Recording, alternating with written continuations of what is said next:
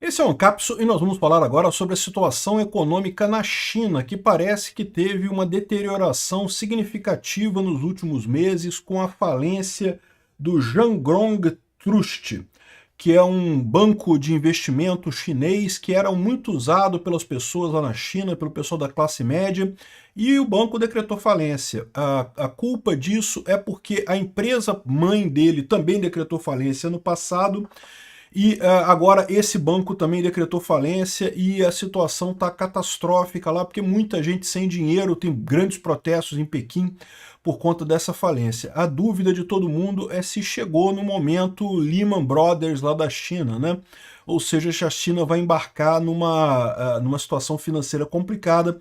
Lembra aquilo que eu falei, quando teve a queda da Evergrande e de outras companhias construtoras na China, eu falei aqui que isso é muito ruim para a companhia chinesa, é muito ruim para a economia chinesa, mas enquanto o setor financeiro estiver ok, não tiver problema no setor financeiro, tá tranquilo, é menos mal, né? Agora, quando chega no setor financeiro, a coisa ganha um risco de gerar problemas muito sério, e é o que a gente pode estar vendo agora lá na China. Vamos entender o que está acontecendo aqui. Essa notícia foi sugerida por Peter e o Dr. Light do Mega Man, Deus e várias outras pessoas. Obrigado aí ao pessoal que sugeriu notícias lá no nosso site, no visãolibertaria.com.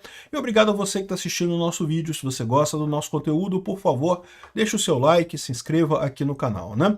É muito curioso que nesse momento em que o Trump está reforçando a política americana, muitos países, inclusive o Brasil, está se voltando para a China. Não é só o Brasil não, tá? A Rússia também. Praticamente a Rússia hoje em dia só existe como um apêndice econômico da China, né? E o problema é que talvez a China não esteja com essa força toda. A gente já tem visto que a China tem dado sinais de uma economia vacilante já há algum tempo. A gente sabe, inclusive, que existem muitos movimentos lá na cúpula chinesa, o Xi Jinping está meio que sendo afastado, estão colocando um comitê para gerenciar a China. Assim, em princípio, ele continua com todos os títulos dele, mas na prática, agora parece que tem um grupo lá do comitê executivo lá da China que vai ser quem realmente vai governar o país, porque estão culpando o Xi Jinping por essa lambança econômica que está acontecendo, né? E lembrando que essa lambança já vinha acontecendo há algum tempo. A China vinha crescendo muito rapidamente na década de 2000, 2010, até 2017, 2016, 2017 estava indo muito bem. A partir daí, ela começou a dar sinais de exaustão. Isso é esperado, nenhum país consegue crescer nas taxas que a China estava crescendo de forma indefinida. Em algum momento, a coisa ia começar a equalizar. Só que no momento de equalizar, isso pegou as empresas construtoras chinesas no contrapé, porque elas estavam num modelo de negócio de forte expansão, vendendo prédios virtuais que não tinham construído ainda, e quando teve essa desaceleração, isso prejudicou várias delas, né? A Country Garden é uma delas que está com problemas, a Evergrande, a gente falou que faliu já a Evergrande, e várias outras empresas construtoras tiveram problema. Mas, de novo, quando você tem empresas grandes falindo, é lógico que é ruim para a economia do país, é lógico que isso gera problemas, as pessoas perdem muito dinheiro, muita gente ficou sem o dinheiro, muita gente perdeu o apartamento que tinha comprado. Aqui no Brasil a gente passou um negócio desse por volta do ano 2000, não sei se vocês lembram, era Encol, que era o nome da empresa, uma empresa construtora grande aqui no Brasil, que tinha prédios no Brasil inteiro e faliu de repente. E um monte de gente ficou a ver navios, não tinha pago pelo apartamento e o apartamento não ficou pronto e um abraço. Não tem dinheiro, não tem nada, não, quebrou.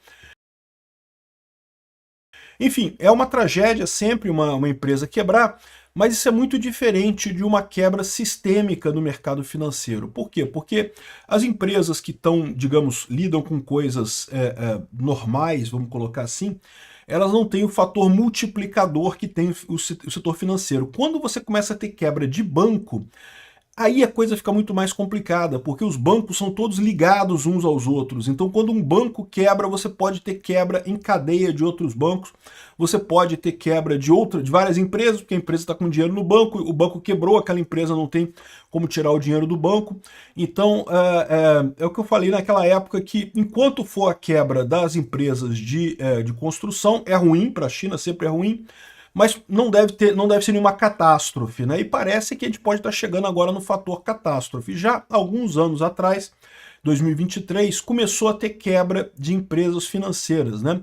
A China, ela tem um chamado shadow banking, que é um setor bancário que não é oficial, mas que é muito comum, muita gente usa lá na China, né?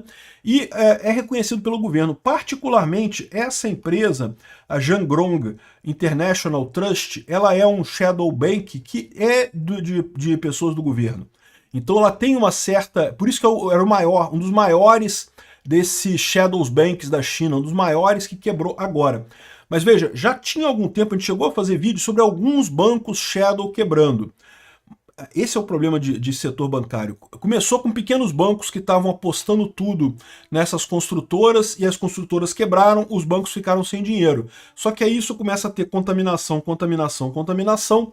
Já teve aqui, ó, em 2023, esse banco, o Zhangrong, ele começou a ter problemas, começou a não conseguir pagar as dívidas dele, coisa e tal, mas aí o governo interviu e manteve o banco funcionando de 2023 até agora. Só que parece que o governo chinês não está conseguindo resolver o problema. E agora o que aconteceu é que justamente... E aí agora, dia 15 de abril de 2025, né, há poucos meses atrás, a Zhangrong Trust pediu falência e está sendo liquidada, ou seja, está sendo encerrada e vai ser liquidada, e a má notícia é que a expectativa é que quem tinha dinheiro nesse banco só vai receber daqui a vários anos e vai receber 10% do que tinha. Isso está sendo um baque, né? Isso está deixando o pessoal desesperado. Tem imagens aqui do pessoal indo lá em Beijing, em Pequim, né? Reclamar porque pessoas que botaram o dinheiro todo da vida inteira da pessoa no banco, e muitos negócios estão quebrando. Tem o caso de uma rede de creches na China. A mulher era dona de uma rede de creches na China e diz ela que não sabe como é que vai pagar os empregados esse mês. O dinheiro estava no banco, o banco não dá o dinheiro mais para ela, o banco ficou preso o dinheiro, e ela não tem dinheiro para pagar, não sabe o que vai acontecer, pode quebrar essa empresa, né? E da mesma forma que vai quebrar muitas empresas, pode quebrar outras empresas financeiras também que tenham dinheiro neste grande banco, que de novo é um shadow banking, não é um banco oficial chinês, mas é um dos maiores shadow bank da China, justamente porque era de propriedade de pessoas do Partido Comunista Chinês. Se chegou nesse banco, se esse banco quebrou, a chance de outros bancos quebrarem é muito grande, né? E o pior, a empresa mãe desse banco era a Zhongji Enterprise, ela também é uma empresa financeira, ela quebrou ano passado. Mas esse banco, que era o maior shadow banking, estava fora, ainda estava funcionando, quebrou agora. Ou seja, você está numa situação, amigo, que está começando a ter quebradeira em cadeia de empresas financeiras na China. O governo, evidentemente, o governo chinês, evidentemente, vai tentar entrar para segurar isso daqui, né? Aqui está a página da Zhangzhou Securities, né? Que é a empresa Zhangzhou Trust. Está aqui as informações sobre ela. Aqui é a empresa mãe, que é a Zhangzhui, que também quebrou. Os dois quebraram e vários outros bancos menores quebraram também. E a situação agora é essa. O governo chinês certamente vai tentar jogar dinheiro nesses bancos para tentar salvar aí, para não tentar ter um contágio de outros bancos, outras quebradeiras. Como diga-se de passagem, o governo americano fez também com o Lehman Brothers, né? O Lehman Brothers quebrou lá na crise de 2008, o governo americano bancou um monte de outros bancos, senão ia quebrar muito mais coisa, tá? Senão ia ser uma quebradeira de um monte de gente junta. O governo chinês vai ter que fazer isso também para tentar segurar isso daqui. O grande problema é possível que consiga segurar, que não tem outros bancos quebrando.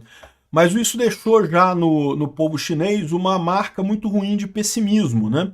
E isso é muito mais difícil de você superar do que meramente a quebra ou não do banco. O que está acontecendo na China é que está todo mundo desconfiado sobre onde deixar seu dinheiro, se vai ter futuro, se o dinheiro vai estar lá e coisa e tal. E isso costuma ter um efeito em termos de recessão muito grande. O próprio Estados Unidos teve isso. Em 2008 teve a quebra do Lehman Brothers e depois teve uma recessão muito grande. Mas a verdade é que os americanos já têm um histórico de estarem acostumados com essas crises. Então eles já sabem como é que é a mecânica da crise e coisa e tal. Lá na China, as pessoas não estão acostumadas com o capitalismo, né? A China, vocês sabem, até pouco tempo atrás, era full comunista, já desde os anos 70 não é mais tão comunista assim, mas era um país ainda muito pobre, então não tinha muito conhecimento com capitalismo e coisa e tal. E agora que o pessoal está se dando conta desses problemas que tem o capitalismo, que o problema que você tem de gerir o seu dinheiro, de você perder tudo e coisa e tal. E com isso, isso está gerando um pessimismo muito grande. Ou seja, espera-se que a recessão chinesa seja muito maior, a recessão chinesa agora seja muito maior que a recessão americana em 2008, né? E você junta isso com o problema da briga com o Trump, né? Ou seja, a China está brigando com o Trump, com as tarifas colocadas sobre a China, você teve uma diminuição da produção das empresas chinesas, né? E a expectativa da China é que, beleza, a gente não pode vender mais para o exterior, ou seja, vamos ter dificuldade de vender para o exterior, para os Estados Unidos e coisa e tal, mas a gente pode pegar esses produtos que a gente está produzindo aqui na China e vender para o nosso público chinês. Só que agora, justamente, é o momento que o público chinês está todo mundo receoso de gastar dinheiro, de investir, de comprar, porque está com medo de perder o dinheiro, né? Algumas pessoas perderam já o dinheiro, não tem mais dinheiro para comprar as coisas. Outras pessoas que não perderam ainda estão com medo de gastar o dinheiro. Então, essa expectativa de vender para o mercado interno pode não se revelar, pode não ser verdadeira. E isso pode piorar ainda mais a situação lá na China nos próximos anos. Ou seja, nesse momento em que muitos países, o Brasil inclusive, você vê o Lula, né, todo esperançoso de que a China vai salvar o Brasil e não sei o que lá, a Rússia também cheio de esperanças de que a China vai salvar a Rússia. Aliás, no vídeo lá da Ucrânia de hoje eu falei sobre essa questão esse caso de amor e ódio entre China e Rússia, né?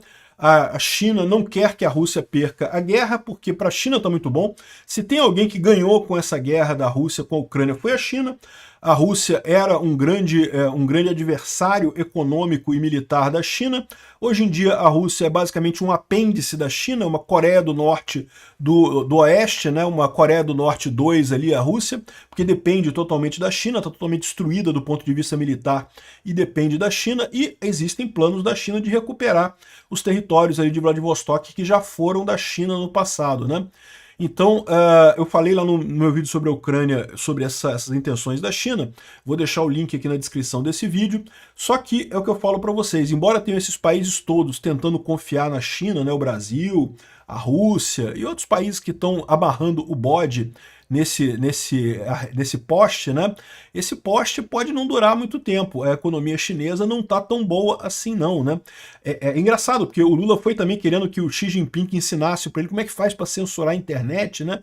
Xi Jinping, me ensina a censurar a internet, você censura tão bem aqui na China. E a verdade é que o próprio Xi Jinping sabe que não consegue censurar tanta coisa assim, que lá na China esse controle é mais falho que tudo, né? Então, ou seja, no final das contas, o pessoal que está amarrando... Não estou dizendo que os Estados Unidos está perfeito, não, eu sempre falo isso. Os Estados Unidos tem um monte de problema também. O Trump está fazendo um monte de merda lá nos Estados Unidos também, a verdade é essa. Mas achar que a China é a solução, meu amigo, não é não, hein? Obrigado por assistir o vídeo até o final.